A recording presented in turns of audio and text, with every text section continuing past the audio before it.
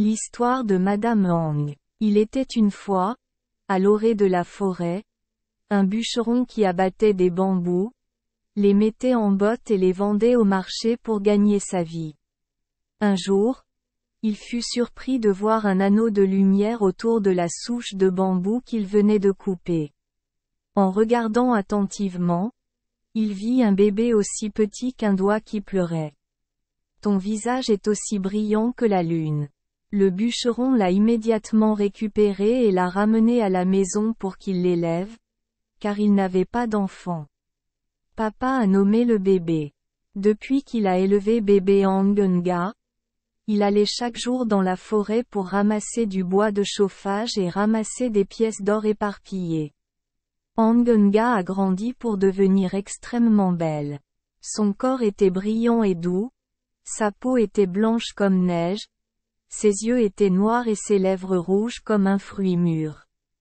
Quand Angenga avait 16 ans, il ne se passait pas un jour sans que des jeunes hommes n'apportent des pierres précieuses pour lui demander de l'épouser.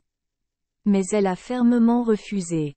La nuit, Angenga a laissé tomber ses cheveux et a levé les yeux vers la lune, des larmes coulant sur ses belles joues.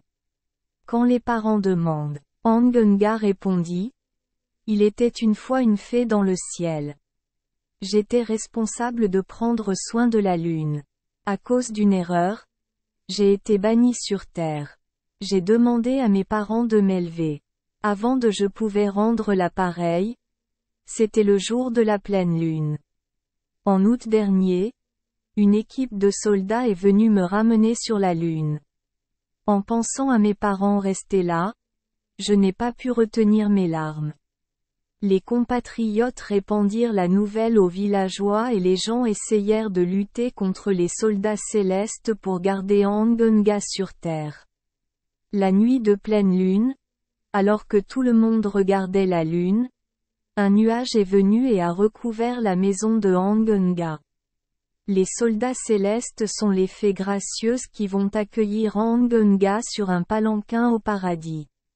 Tout le monde était confus et triste. Angenga a dit à ses parents adoptifs: « Maman et papa, ne soyez pas tristes. Désormais chaque jour de pleine lune du mois d'août, je reviendrai vous rendre visite. » Ainsi tout le monde vivait dans l'espoir en attendant le jour où Angenga reviendrait visiter le monde. Merci les enfants des Esperluette Croisillon 39. Avoir écouté des contes de fées au jour Esperluette Croisillon 39. 8.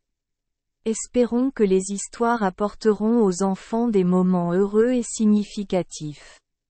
Si vous aimez notre chaîne, veuillez appuyer sur le bouton S Esperluette Croisillon 39. Abonner, pour ne manquer aucune histoire intéressante. Je vous souhaite une bonne nuit de sommeil et de beaux rêves. Rendez-vous dans la prochaine histoire.